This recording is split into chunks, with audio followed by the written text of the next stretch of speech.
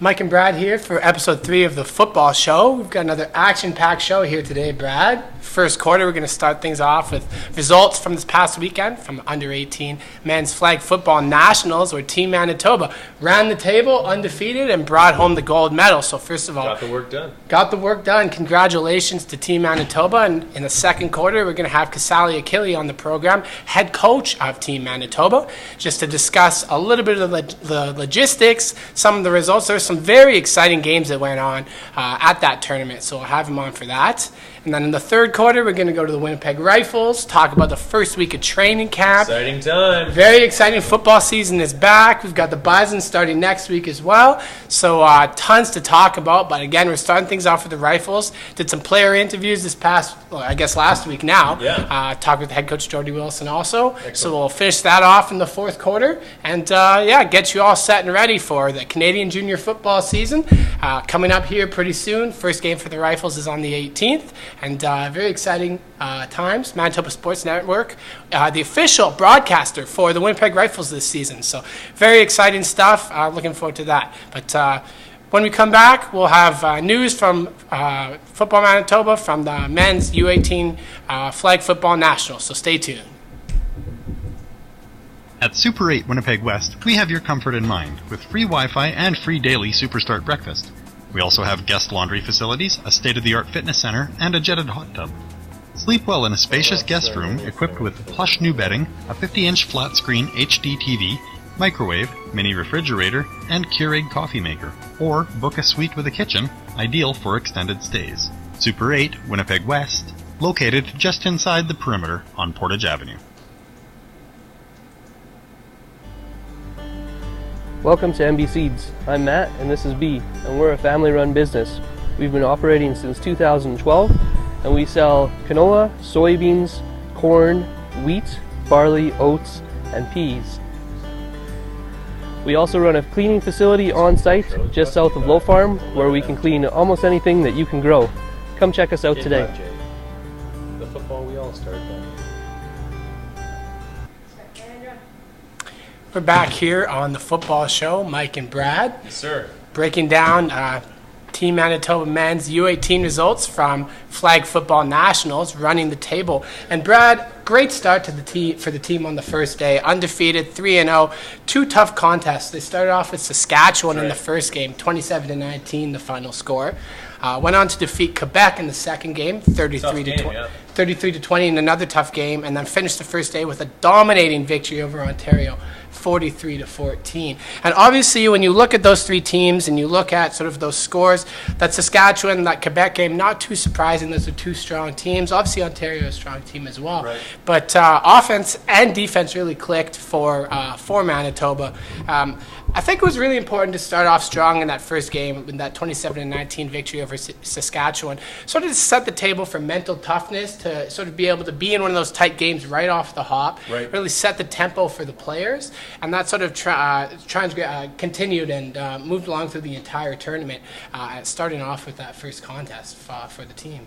Absolutely, and throughout the day, and if you've ever been in a competition like this, a tournament like this, this is a great opportunity with 3 games on the first day. Gives a team that's doing well the ability to really start to gel, and I think that's what you kind of see from some of the numbers that they were able to put up. Was by 6 p.m. when the first game started, they were able to really start to communicate better. The teams gel, and there's a positive atmosphere around the team, and that culminated in a beatdown where they hung 43 points on Ontario. Ontario was still able to score twice, but as far as the box score, and if you were able to watch that game, Manitoba was in the driver's seat from day one. Absolutely. And again, momentum is super key, and being able to ride through 3-0 on the first day certainly gives you a lot of confidence going into day 2, where Manitoba goes 2-0, cumulatively 5-0 through the round robin stage. 27-20, they beat BC in that first game on day 2, and I want to highlight that quickly. Really, really important victory for Team Manitoba. That's a Team BC team that won U18 Flag Nationals the year before, and obviously would be a tough test. So that was huge for Manitoba, and we'll talk a little bit more with Casale when he comes on the program, just about those games against BC, specifically the championship game later on. But like you mentioned earlier, Brad, really good for mental toughness, but also to keep that rhythm going, to keep that consistency going against BC, and then finished off the round robin section with a 39-0 victory over Nova Scotia, really giving the team some confidence coming out of that round robin. So great job all around. Yeah. I think that final game against Nova Scotia was just the culmination of positivity, team commitment, and basically it was that one game is basically a microcosm of how they approached those first 4 games. Absolute domination. They were able to stick to the plan that they had from the first play of the first game, and that resulted in basically firing at will when it came to Nova Scotia, and they had no answer for it. Literally hung up a big old goose egg there. Going into the playoff stage, semifinals, a 26-25 victory over Quebec, and a 20-19 victory over BC. And there's a couple of games in this tournament where Manitoba was scored on first, but they kept their composure and came back to win some of those games. That Quebec game, of course, Quebec is never easy to defeat in any sort of tournament. We've seen the success they've had at the Canada Cup in many, frankly, in many years in the past. And whether it's flag, whether it's 7-on-7, whether it's Canada Cup, they're always a tough team to defeat. And so to go ahead and beat Quebec twice in one tournament, really, really impressive stuff. And then in that final, that championship game, and we're going to start off talking about that in quarter 2, but 20-19, came back from 13-0 down against BC to win that game. One of the most important, I would say, series of the game occurred on the last series of the first half for Manitoba, down 13-0. They drove the field and scored to get on the board heading into the break, and continued to ride that momentum into the second half, scored 20 unanswered points. So a great job by Team Manitoba to keep their composure and to just maintain that throughout the entire tournament, frankly. So a tremendous job done by them in rainy conditions, mind you. That final game was it's Nova Scotia. They had that vintage rain coming down, and it was not only was it raining, but it was a little bit windy as well. So obviously, I think the person that bears the worst under that is the quarterback trying to grip the football and get it into some tight windows, especially in the end zone when you're 5, 6, 7 yards away, and really trying to feed those balls into players that are really tiptoeing the sidelines. So just a tremendous job of composure and a tremendous job all around by Team Manitoba through the entire tournament, bringing home a gold medal and making the entire province proud. For sure, and both these games were tight. And the thing about flag football, very different from tackle football, is that if you don't come out so hot, maybe you're down by a score or two. In tackle football, you can go out and win the physical side of the game. You can go out there and throw some hits that can really turn the tides. But you can't do that in flag football. You can still play physically to a point, but what needs to happen is just to execute the game plan and actually be able to put points on the board. They were able to do that in the final game on that last drive, took that momentum, and never looked back. They grabbed themselves a gold medal, and that's what's around Casale's neck right now. Precisely. That's a great segue, Brad. You're absolutely right about sort of the momentum and tackle football. A big hit can really change the momentum of a football game. I would say, a big interception or a big turnover in flag can do the same thing also. So, it can happen in different ways, but definitely. But the thing is with flag is you really have to go make a play, whereas with just straight up winning the line of scrimmage in tackle football is basically how you turn the tide, whereas you can't really do that in flag. But by just going out there, letting your skill guys go make the plays and show the rest of the team that we're not out of this, and that inspired the rest of them to follow suit and grab the gold. Precisely. Yet again, congratulations to Team Manitoba men's U18 team and bringing back that gold medal. When we return from the break, we'll have Casale Achille on the program to sort of get into the nitty-gritty, the ins and outs of what went into that gold medal win. So stay tuned.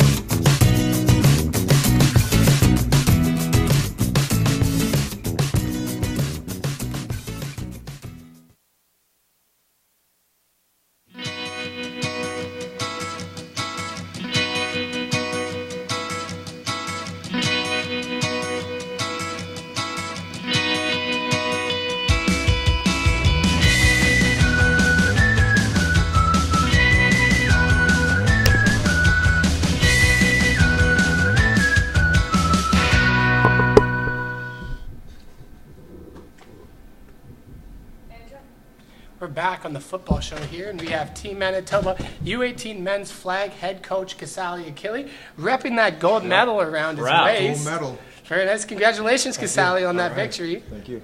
All right. I want to start things off with that gold medal game. We discussed it a little bit in the first quarter with the program.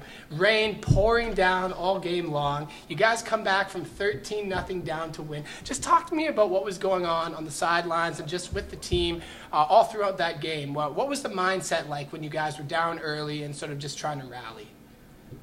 It was, man, we had a good group of kids, young men actually.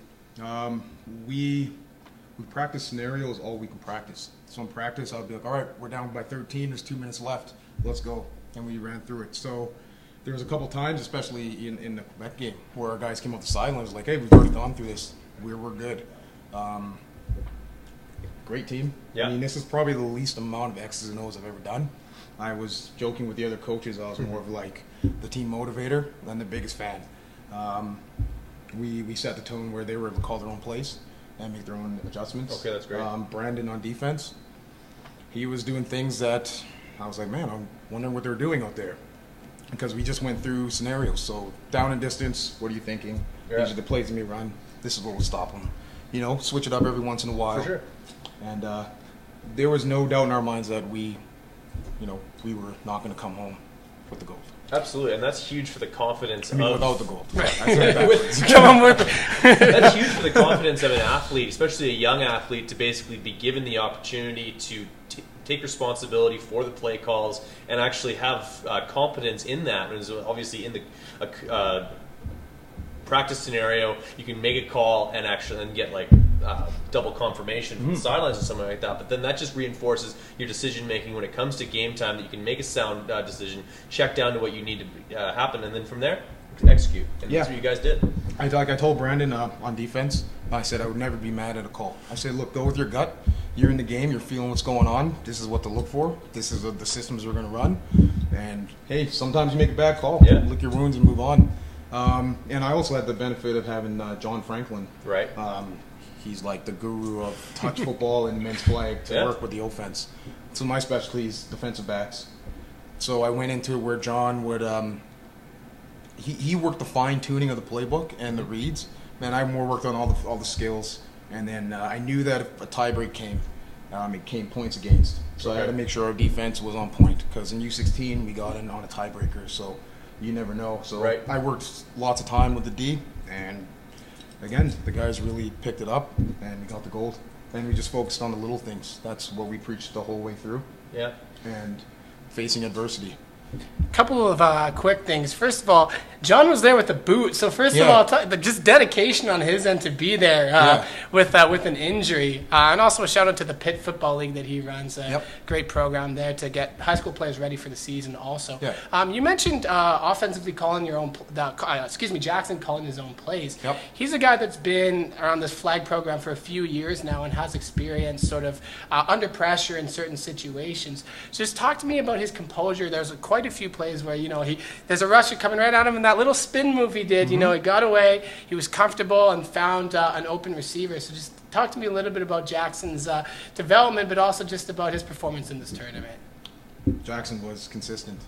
I didn't know halfway through the tournament that his flag team is won undefeated. They've won numerous championships. Yeah, him in Vaughns. So they already came with a winning mentality, and they knew how to execute.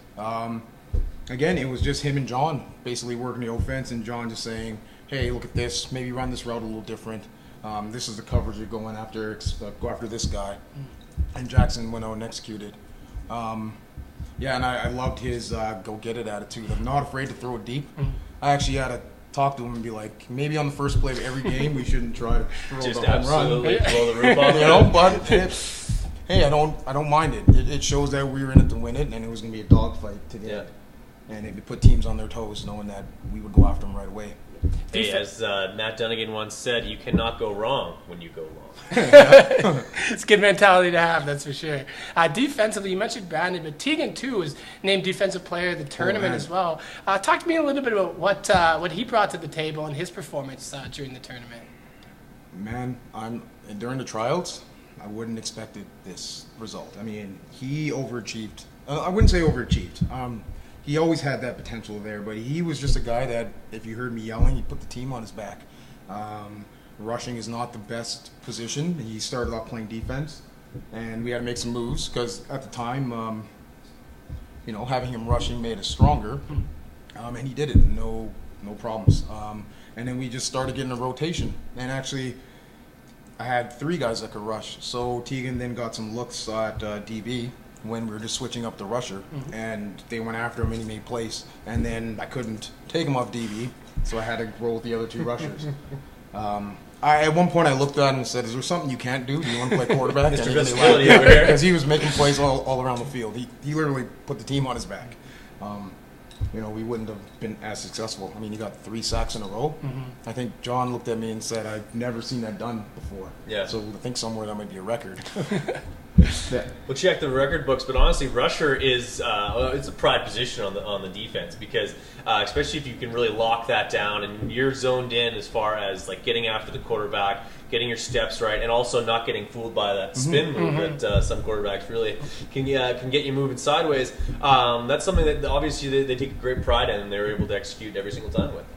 And it was keeping him focused. There was a couple times the quarterback gave him a good move.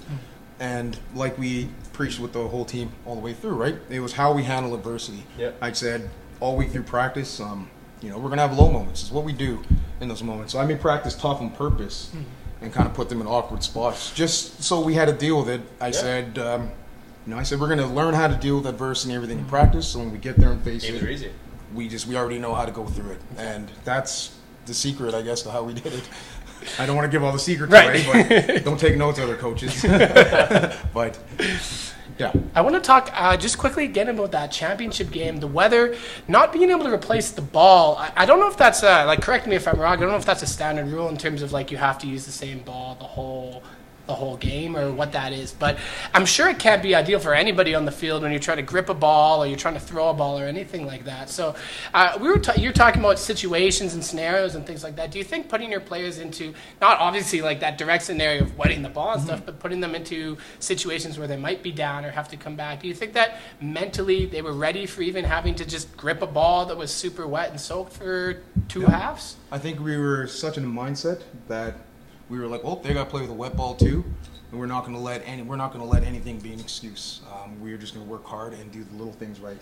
I mean, at the end of the day, if you focus on the ball and really have soft hands, you can still bring it in, wet or not, and they have to make plays with the same ball. So when they didn't switch the ball, I was kind of happy because they were actually about to get the new fresh ball on their drive, I think. Right, yeah. And I was like, well, no, that gave them advantage. Yeah. So Yeah. not switching the ball For sure. us. That's even playing field for everybody. And the adversity in practice. Adversity is adversity, whether it be a broken leg, a wet ball, or the rain coming down on you. That experience allows you to compartmentalize the different things and kind of break them down into the fact that I have to deal with it, so does the guy across from me, and if I can do so better than you will, we're going to hold the trophy high. Yep. What does it mean to you to bring home this gold medal? Obviously, last year the team finished with a bronze medal, and Manitoba has been historically relatively successful in flag football at nationals. But what does it mean to bring home the trophy, to bring home the gold medal for the province? That one right there.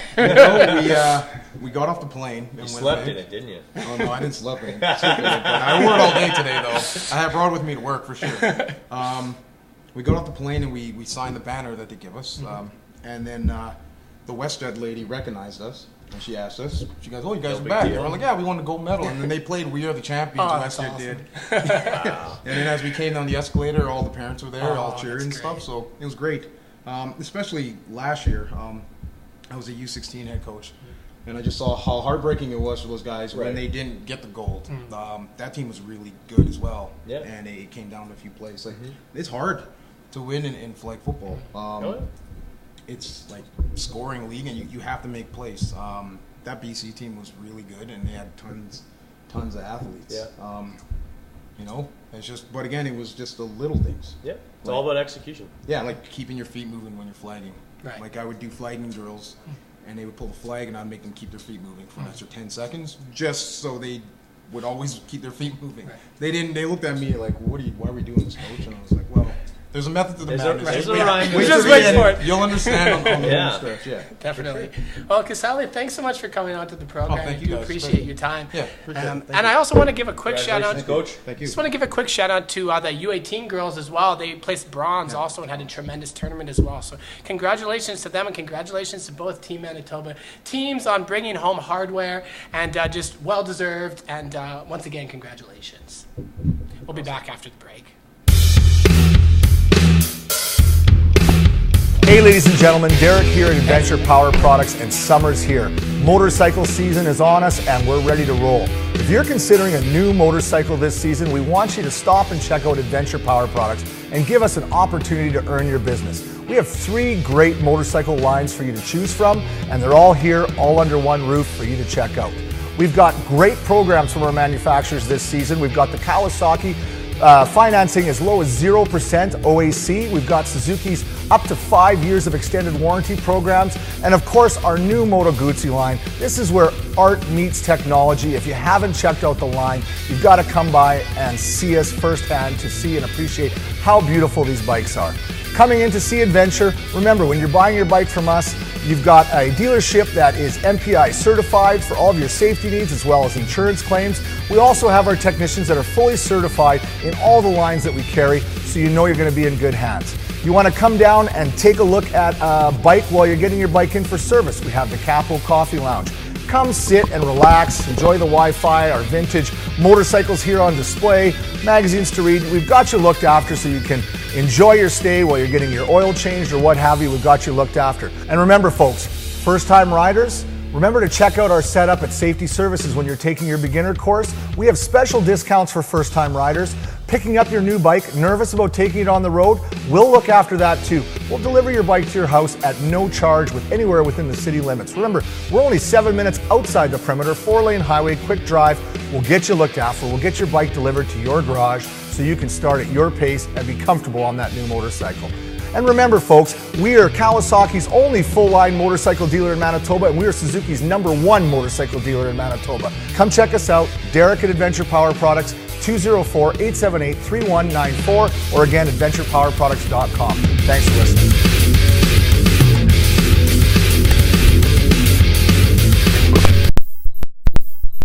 The football show, Mike and Brad. Yes, sir. Transitioning to the Canadian Junior Football League and the Winnipeg Rifles.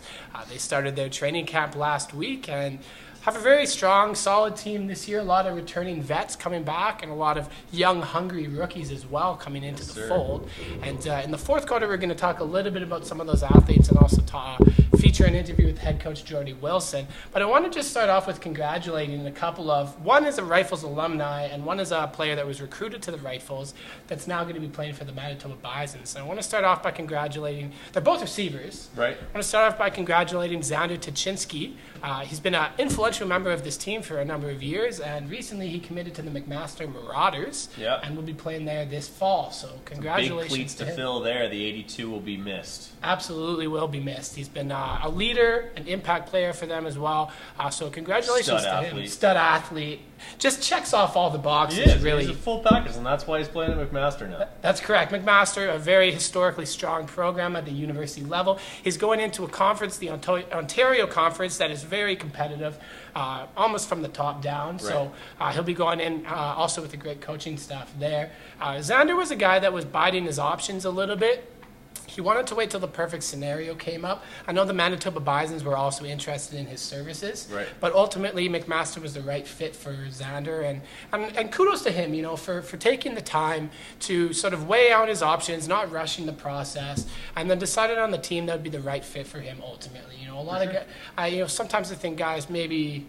Well, I don't think they necessarily jump the gun, but they definitely, you know, don't have as much patience at times. Yeah, when or it they already comes have to- their decision. or they have their decision. They have their mind made up before they even go. In the case of Zander, this is a gentleman who is very businesslike in the way he conducts himself, whether it be in the gym, whether he's doing speed camp with our good friend Legendary Glenn Bruce. Glenn Bruce, making sure he's got a little extra speed underneath the hood when it comes to going over to McMaster. But I think he really played out all of his options, weighed out where he's going to be utilized most effectively. And when it came down to making that decision, McMaster is where he ended up committing to. I wish him the best of luck because he's a hardworking guy and he's put in a lot of hard hours with the Rifles over the years, and like you said, been a leader, which is probably the biggest thing that you can do for any team, because the impact of that lasts long after you're gone. Because if he was aging out this last year, he impacted a rookie from this last year who's now a sophomore. He's going to use those tools to move forward and make this year's team even that much better.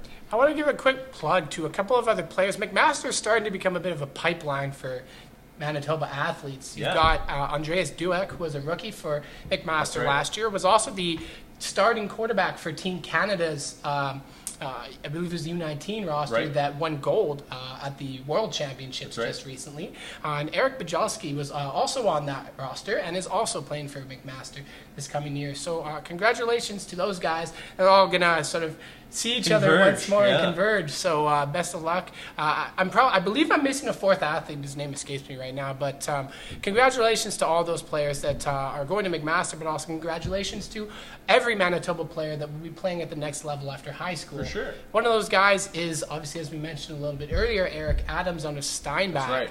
And he's a guy that committed to the Rifles. He was one of their signees a few months back now. But recently, I guess just a couple weeks ago, was committed to the Manitoba Bisons. Now, I talked to offensive coordinator Ryan Carhart a little bit about him. Right. And Eric is a guy that was sort of, again, weighing out his options also. You know, we talk about patience, and this is another guy that was being patient sort of with his decision-making process. Definitely. And Manitoba, first of all, needed to see if they were going to find room for him on their roster. And that's a big thing. That's a big thing, absolutely. You know, you got to make sure that you got the right numbers and you have the right athletes that fit the system. And that if you're going to commit somewhere, you're actually going to get playing time. Right. Because all too often you get guys that go to a particular whether go to a specific team, and you get an entire year or maybe even 2 years where you're not utilized properly, and that doesn't do you better as a football player. No, not at all, because you only have 5 years, 6 years of eligibility if you redshirt, but 5 if you're a true freshman. Right. So you really want to make sure you make the right decision when it comes to where you're playing, absolutely. So kudos, again, we mentioned Zander, kudos to Eric as well for sort of waiting it out and biding their time a little bit in terms of where they wanted to play. And I was at Rifles camp covering it a little bit, and I didn't see Eric out there, and I was like, uh-oh, you know, that's kind of concerning, because head coach Jordy Wilson had said he was a guy that possibly could have come in and started, or at least seen playing time and traveled with the team. But now learning that the reason he wasn't there was because he's a Bisons commit, tremendous. So congratulations to Eric, and wish him all the best of luck this year along with the rest of the Manitoba Bisons. Segueing back to the Rifles, though, the player that would be taking his spot is Shakoy Salent, and he's also from Steinbach. So not a lot to do out in Steinbach. They breed good football players. Very good football players. I want to give a quick shout out to Jamie Peters, the head coach of the Steinbach Sabres football team. Right. This is a program that's playing in AAA. They moved up last year with Murdoch McKay having to fold for a year. That's right. And they had their bumps and bruises, but they developed as the season went along. And I really want to applaud Jamie just for, you know, having no fear in that sense and sort of going up to that AAA level, knowing maybe the results wouldn't be the best for his team, but getting the opportunity to play against higher caliber players, it never hurts your own roster. So tremendous job and a great decision there from Steinbach. And you're seeing the results of that now with, obviously, Eric being recruited to the Bisons. Mm-hmm. His replacement, another tremendous impact receiver, Shakoy Salent, who's got great hands, very physical, aggressive receiver. That's right. And then on the defensive side of the ball, linebacker Tyler Buchert. So another player that Jordy Wilson has mentioned as somebody that could see starting time and at least be on the traveling roster. So big shout out to those Steinbach athletes who have a chance to make an immediate impact with the Rifles this year. For sure, and like a small place like Steinbach, of course, it's worth the drive, and especially if you want to see good football players play in high school these days. Basically, like, it might be a small area, it might be a small catchment of athletes to work from, but that doesn't mean that they're not very serious about what they do. And I feel like because of that, because you have a very small amount of players, I think that kind of rubs off on everybody that we're coming here, we're going to do our work, and we're going to bring good football. And although maybe they take some bumps and bruises throughout their league play, they're out there at the other end of it. They're turning out good football players that are ending up, whether they're starting with the Rifles or maybe even cracking the starting 12 on offense with the Bisons. So that's a huge step forward for that program. Definitely, and they've been, in Double-A, they were in the championship game for a couple of consecutive years also. So they've proven to have success, and again, kudos to that program.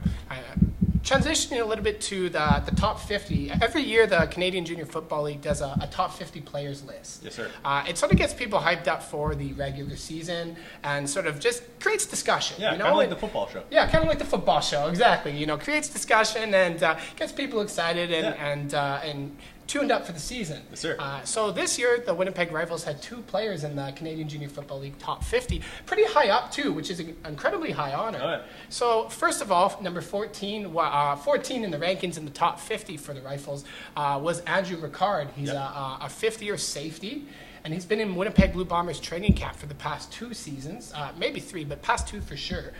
And obviously, when you're in Blue Bombers training camp and you're playing against the pros, when you come back to the junior football level, things slow down things for you slow down a little bit. Yeah. And that's something that Andrew mentioned to me when I interviewed him after the second day of Rifles training camp, was just that things definitely slow down. You definitely see a little bit more of the motion and a little bit more of the reads. Obviously, at safety, you need to be that vocal leader. You need to be calling out what's going on the field in terms of formations and all that kind of stuff. So I think it really benefited Andrew, and he's definitely deserving of that number 14 spot in the top 50 for sure, and will be a leader and will be a captain most likely this year to lead the secondary for the Rifles. Absolutely. Yeah, no, he'll have a huge impact, and as far as from the safety position, making the reads, when you go out and play with the professionals, they're moving so much faster. They can disguise things so much better. So his ability to kind of like unpack that on a play-by-play basis is going to be a huge benefit, not only to himself, but the defense he plays in. 100%. And then number 6 in terms of the top 50 Canadian. Top 10, number 2. Top 10. Number 6 for the Rifles was Donovan Hillary, linebacker, and this is a guy that's got a great story. I mean, excuse me, this guy has a phenomenal story. Let's just put that out there right here. This is a guy that played for the River East Kodiaks in high school. No big deal. Tremendous athlete coming out of River East. Originally committed to Queen's University. Played there for a couple of years. Came back to the Rifles. Had a humongous season last year. And now I believe in his last year, this year with the Rifles. His story is a really cool story, and we'll have him on the program at some point to talk a little bit more about it. That's going to be a tease. Not going to say anything more than that. Cliffhanger to tune in, just to hear a little bit more about his personal background. But he's a leader on and off the field, and just being at practice and just seeing how the guys react to Donovan and just his enthusiasm, but also his leadership. He's a guy that they lean on for sure, and he's a tremendous. He reads the field really well. Yep. He's an upbeat guy. He's the quintessential type of player you want on your team. He's a team first guy, not an individual, and he's primed for a stellar season as well in 2018, and obviously well deserving of a top 10 honor for him. Oh, absolutely. The guy's a walking stereotype when it comes to basically just mapping out what you'd want from a linebacker. The guy's strong, he's fast, he's smart, and he has the football IQ that probably exceeds almost all guys around him. But the thing is that he brings that to them. He allows them to tap in and have them feed off of that, whether it be his ability to play awareness, whether that be his energy when he's coming in and making big hits. All that stuff rubs off on the guys around him. Not only does it make him better, it makes his team better. That's why the Rifles will be successful in 2018. Most definitely. When we head into the fourth quarter here momentarily, we're going to continue with the Rifles and show some interviews with a couple of different players. That's right. For sure, to sort of get a little bit more of a gauge. Thanks for getting those interviews, by the way. You're doing the legwork to get out there and stick the microphone in these kids' faces, and the benefit is here on the football show. Absolutely. Thank you for that, Brad. Definitely, it's always a pleasure to be out there and to cover the Rifles. They've got a really good team this year, great coaching staff. So really excited to sort of show you guys some of those interviews in the fourth quarter from a few different players, and just break things down a little bit more from the first week of Rifles training camp. So stay tuned for that. We'll be back after the break. Don't touch that job. A quality new or used vehicle is only 20 minutes away at Steeltown Ford in Selkirk. We're a family-run dealership that offers you big city selection at small-town pricing. So make your way down to Steeltown Ford today, where Sergeant says, "Get it done!" Jungle.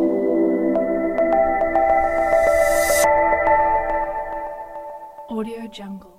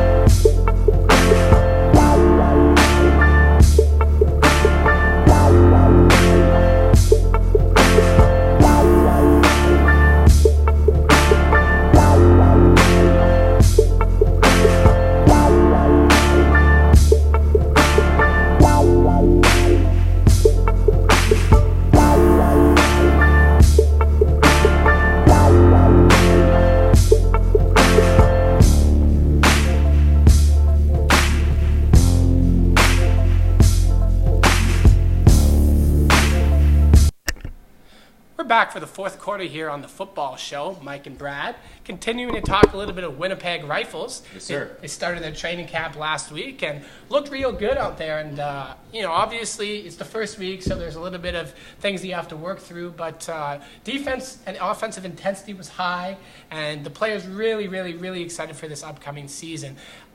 Definitely a few players that I had the opportunity to chat with. Let's start off with the quarterback position. Yes. Riley Nyox, 19 years old. He's a product of St. Paul's High School. And this is a guy As his brothers were before As him. his brothers were before him. That's correct. And his older brother, yes, Brendan Nyox, is currently on the team as well, I believe, Yes, in his sir. last year. So it's very interesting. There are two brother connections, and I will get to that second brother connection Yes, sir. a little bit later And on here. Scotty No Jokes hauling down many a football for the Rifles back in the day, I might also say. Riley, 19 years old. He had experience on this team as an 18-year-old last year. He backed up Jonathan Rempel, but did see time on the field. But again, 19 years old to be the starting quarterback of a junior football team, it can be overwhelming for a guy. You're given the keys to the car and basically being told, this is your team now. Lead these guys, essentially. And that can definitely be nerve-wracking. But in talking to Riley, he's calm, he's composed, he's got a great attitude. He's never somebody that you're going to see down. He's always upbeat. He's always supporting his fellow players out there. And he looked good out there for sure. Definitely, it's only been a couple of days, but he's definitely grasping the playbook and definitely looks comfortable. So really excited to see what Riley brings to the table for the Rifles this year. Absolutely. Jonathan Rempel was a phenomenal quarterback for the Rifles and can still chuck a pigskin. I believe he was helping out with the Combine just not that long ago. He's also with the Bisons this year. That's right. He's with the Bisons now. But let's hit that commercial, or not the commercial, the interview that we've got an on-field correspondent, Mike, still in the field right now with Riley Nyox. Mike Still from Manitoba Football Feed here with Riley Nyox, quarterback of Winnipeg Rifles. Riley, how you doing? I'm okay. I mean, first 2 days of camp have gone pretty awesome. Team building was fun, and we had a great team session today. So yeah, I'm excited. How does it feel just sort of getting back out there in the pads? Obviously now full training camp in session. What's your comfort level like with that starting pivot position? The first crowd, yesterday, I was really super nervous. I was going in. I was like, holy crap, I'm 19. And I'm meeting all these older fifth-year guys. But I think I really settled in today. I felt comfortable. So yeah, I'm excited for the season. We can do so much this year. I'm happy. Yeah. Plenty of offensive weapons for sure. Is it nice to have a guy like Brandon Bush as well, sort of as a backup there that's been with this team before and knows that sort of that routine a little bit? I mean, obviously you were with the team last year too, but is it nice to sort of have somebody to sort of lean on in that sense? Oh yeah, I was actually talking to him yesterday, and I was just, he's older than me, right? He's been through more of the CIS process, the CJFL process. So I was just talking to him about it, and he's giving me a lot of good pointers. He kind of led our breakdown today, kind of talking about washing stuff out as fast as you can so you can get on to the next play. So yeah, I mean, having him around is a huge benefit. So. In terms of just install and things like that, so what's your comfort level like in terms of how much you've been able to grasp the offense right now compared to where you were at last year at this time? It's just right now I have it's a lot of new stuff, but at the same time, I ran a lot of similar things in high school and a lot of similar things last year. I mean, last year was a little bit more geared towards mobile quarterback, whereas I'm not really, that way. But now, yeah, I'm definitely settling in as the camp's moving on, and I'm kind of understanding the playbook and everything's kind of meshing for me in my head. And it's starting to come out really, really good. Yeah. How about the leadership side of things? Is that a natural quality for you out there? I mean, I wouldn't say it's a totally natural quality for me. It kind of got forced upon me, but as I'm moving forward and kind of realizing that all these guys do listen to me in the huddle, no matter what age I am. I feel calm in the huddle now, and I feel like I can talk to everyone and kind of get everyone going. So I'm definitely happy with the way I'm leading this team for sure. You mentioned to me before we went on camera just about the scrimmage at the end, especially the first drive offense starting to get a little bit of momentum. How do you feel the team did overall and just sort of the final team session heading today? Oh geez, I almost I had goosebumps almost at the end of the first drive because I was like, this can be a good team. Even on defense, they were challenging me mentally, and I mean our offense just kind of outplayed them, right? So happens any other day. So, you know, I'm really excited for this year, whether it's offense or defense. Like, we definitely have a good team, and I'm confident about it. You sort of get the jaw jacking back and forth to the defense with the chirps, and obviously, you know, that's going to happen. But, you know, it's fun, isn't it, to get that competitive side this early on. Guys are fired up, just ready to compete. Yeah, you know, they can. I love the trash talk, you know, kind of gets me in a better mental state for games, you know, because everyone's chirping at you anyway. So, yeah, they can jaw as much as they want. It doesn't really bug me, but you know, it bugs other guys, so it keeps us from getting like unnecessary roughnesses and stuff, right, for being upset. So, you know, if they're drawing, they can go ahead at it. I'm just going to do my thing, and I think we're going to get the offense to do the same thing. Just keep on the beat, right? Ryan, you're the cool, heavy quarterback. Thanks so much for your time. Thank you. Back here on the football show, Mike and Brad. You just saw Riley Nyos discussing a little bit about the development at the pivot position for himself and sort of being the leader of this team as a young quarterback. No jokes, man. No, it was no jokes. That's going to be a running joke all season long, I think. All season long. But a tremendous athlete, a tremendous person, and St. Paul's, obviously, they run a pro-style offense to begin with. So always have, exactly. So those players, when they come in, whether it be junior football or youth sports, they have a bit of a handle of things already, and you can tell the professionalism from some of those players too. I mean, for sure, you know, every athlete is a professional school. It's a professional school for sure. So, yeah, really excited to see what Riley puts together on the field this year as the starting pivot for that squad. Transitioning to the defensive side of the ball, we've got Riley, his brother Brendan. They both play on offense, quarterback and receiver. But on the defensive side of the ball, we've got the Hart Brothers. We've got Owen and Brett. Yes, they've come back to you know, breathe a little bit of life into the junior football league. Actually, Brad, it's Mike Hart and Stephen Hart. Oh, okay, fair enough. I thought it was Kevin Hart. That would be good too. That would be great. Yes, you know, the team would always be uplifted. He's short enough. You could probably fudge some numbers and make that happen. He's a pretty strong guy. You never know. Who knows? Who knows? Nowadays. But both clog up the middle. Clog up the middle. Yes. Both players are linebackers, and they're both products of Sturgeon Heights. Mike is, I believe, 2 years older than Stephen Hart is. Yep. And they're both very, very, very vocal players on the field, but they definitely have that. They compete for attention at home and on the field. At home and on the field, for sure. But they got some great coaching in high school from Eric Vincent out of Sturgeon Heights, and that's something that you'll see in the interview that was done. It was brought up by Mike, just sort of being able to have a guy like Eric Vincent, a former Manitoba Bison, a former Winnipeg Rifles all-star linebacker. Yeah. Got it all done, really, at every level in terms of amateur football. So, you know, that's the kind of guy that you can really lean on, for sure. For sure. But also, just having a brother on your team at the junior football level, I mean, that really means something, I think. You know, to be able to carry on with a sport that both guys have played since they were very, very young, and to have that chemistry and that camaraderie and just those memories that will be with those guys for the rest of their lives, really. For sure, and it's a coming into your own when you pursue football after high school, and not that high school isn't an integral part of the process of developing a really strong football player, football man later on in life, but the fact is that when you're able to take the things you learn from an Eric Vincent at Sturgeon Heights, you can then go on and basically football becomes kind of like what you do. You start to identify with it, and through that you carry football with you everywhere, whether you're washing your car, driving to practice, or trying not to hit the quarterback during those practices. You can really start to see these guys start to really take shape as a football player on and off the field. And I think that especially having a family backing of that, seeing your brother moving on to that level, seeing what things were like on the field, seeing how things were like off the field, really gives the younger brother a leg up as far as his adjustment. And I think the two of them are going to be a threat all season long. And I think we've got an interview that Mike Still, our live location, Mike talking to the Hart Brothers, and we're going to go to that now. Mike Still here with Mike Hart and Stephen Hart, the Hart Brothers. How you guys doing tonight? Doing pretty good. Yeah, great. Enjoying practice. Enjoying practice, great. 3 days in. How you guys feel so far? How are things going? I think defense, just as you said, I saw the tweet, mid-season form, we're looking pretty good. The guys have been training hard. There's been a lot of guys showing up to training during the off-season, and offense is coming together well. Finally got some decent numbers for Hogs and different guys, and I think we got a real opportunity for some leaders to step up there too. So. Describe to me your guys' relationship as siblings.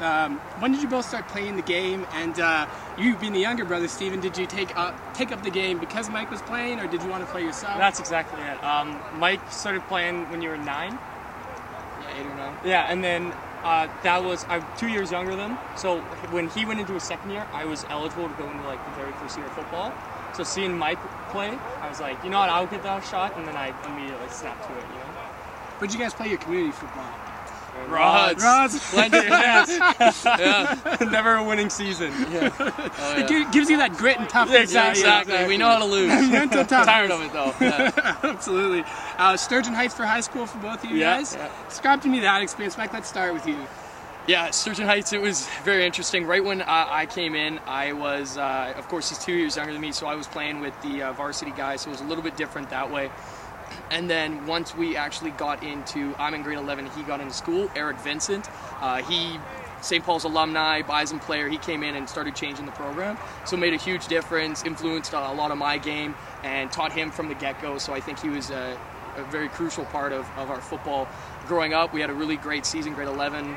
Should have went to the ship, but just didn't end up getting there. And then both of us were playing both ways pretty much all the time at Sturgeon. Yeah, numbers. So. He taught us all the basics. And he was the one that got me going into the gym, got me getting strong, and he's really set the path for where I am now. Eric Vincent's a tremendous coach. Yeah. Absolutely, and tremendous job at the provincial level as well. Yeah. Also, so yeah, just not a surprise that you guys learned quite a bit from him. Talk to me about your relationship as siblings. What do you guys like off the field? How close are you guys? Do you have a little bit of a competitive edge when you're off the field too, or is it a little bit different when you're not on the field? Well, we definitely are competitive. We've always been competitive, fighting, wrestling since we were little kids, and even now we'll go play basketball or do whatever. I don't live at home anymore, so we don't see each other nearly as much, but every time we see each other, there's chirps flying back and forth, maybe a shove or two, talk about football a little bit, maybe about getting in the gym, but we're pretty good. So.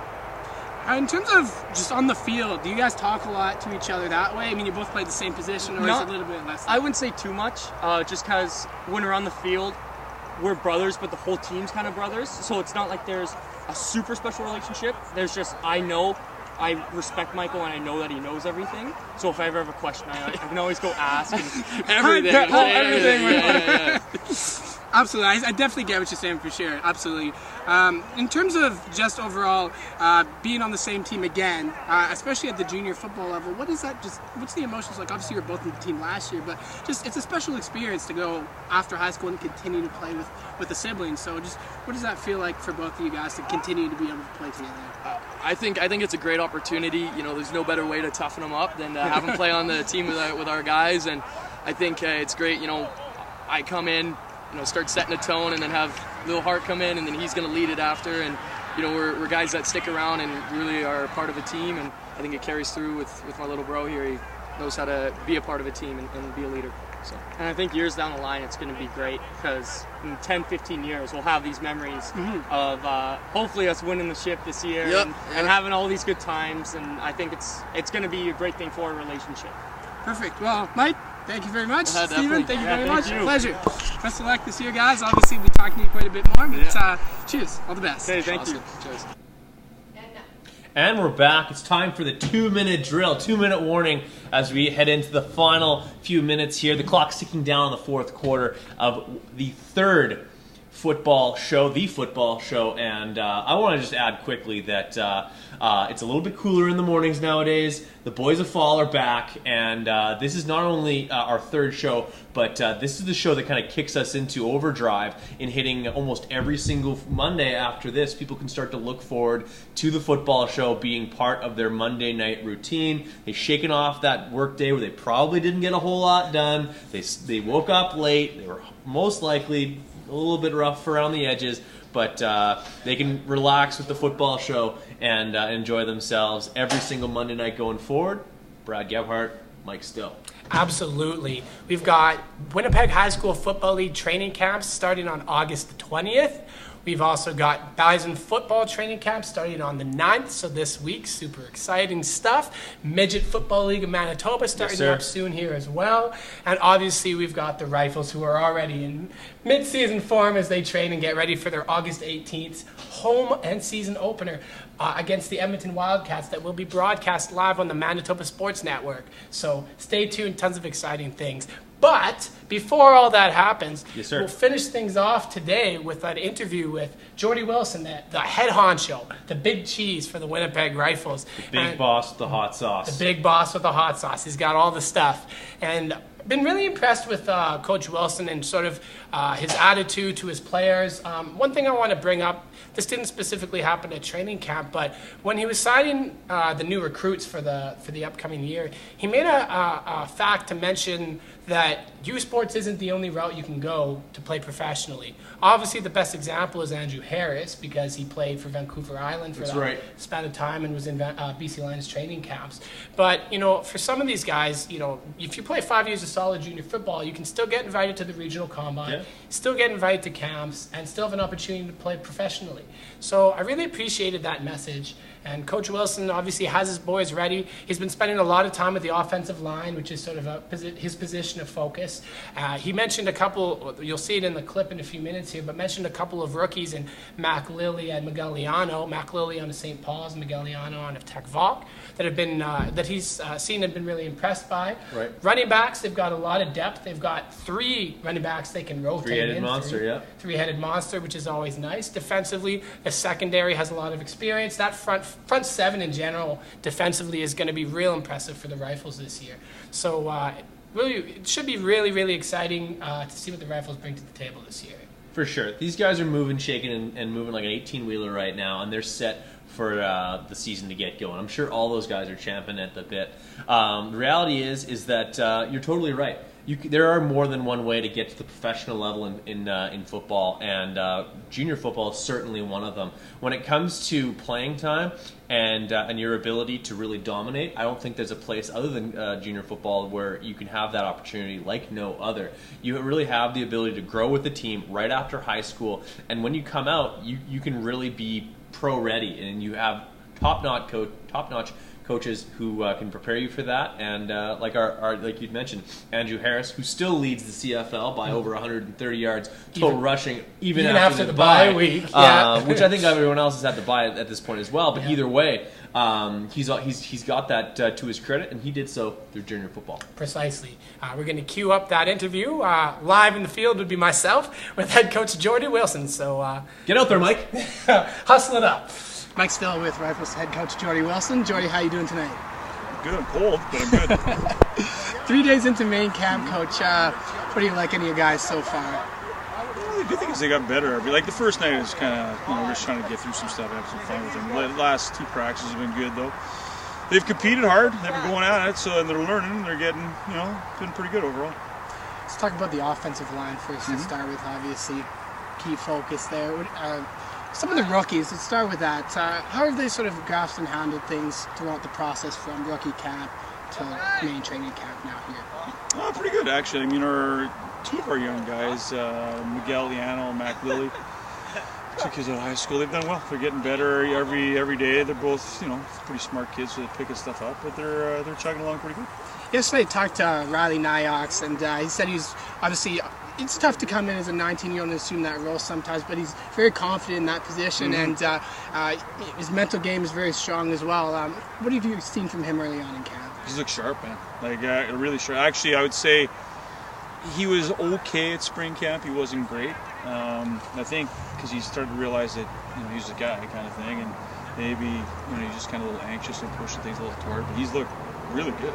Really good. We've been very happy. It's nice to have Dren in here too as well, I guess, just someone who's been in the position before. Dren's a good player. Like, I mean, at the end of the day, again, at this moment, Riley will be our number 1 guy. Okay? But in saying that, if he stumbles or he gets hurt, we're pretty confident with Dren. Dren's actually progressed very well. Running back wise, obviously, I just got to touch on it quickly. Brandon had a great practice today, and Matt always running the ball hard, and so you got a lot of strength at that position. Yeah. But obviously, going back to the O-line, it kind of comes down to what they can do up front. Offensively as a whole, What have you seen? What have you liked from that team so far, from the team scrimmages? What we're trying to do, last year we were predominantly just an inside zone team. We were running the ball. We still will run that, but we really tried, because guys like Urch and I would say Matthew are better downhill runners, so we're trying to play a little more inside power game and that kind of stuff. More of a man blocking scheme at present. We will still run our zone stuff, but the other guy that kind of gets lost in the shuffle all the time is Austin Klein, and Austin's probably a better zone runner because he's a little more patient than those two guys are. So yeah, but it's been good, and we've run a lot of the RPOs off that stuff, so it's looking good. Defensively, obviously you got a lot of veterans in the front seven, of course, which helps. Keyed in by Donovan Hillary, but defensively, intensity has been high as well. Obviously, the guys have been going back and forth, and today, of course, got into things. Yeah. Got a little bit heated. Do you like to see that from the guys this early on, or is it a bit of a concern? No. Again, I always want our guys to be to the edge, okay? I don't want fist fights breaking out here, but it does happen at camp from time to time. But we want to get them kind of to the edge and just kind of peeking over, but not stepping over, right? So that we want to intimidate teams, and again, when I say intimidate them, we want to intimidate them by our physicality, right? And we want our guys to be amped up, and we want them to compete hard against each other for sure. Coach, thanks very much for your time tonight. Yeah, thank you. Have a good night. You too.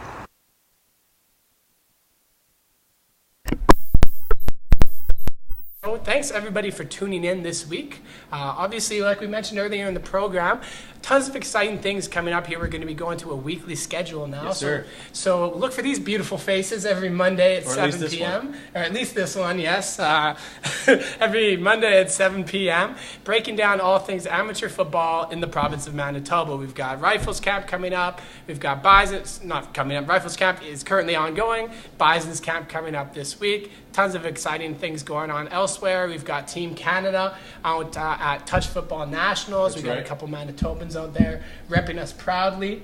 So tons to talk about. And yeah, stay tuned for next week's show, Monday, 7 p.m. Same bat time, same bat channel with your boys, Mike Still and the legendary Brad Gebert. Thank you. Thanks so much for tuning in, and we'll see you next Monday.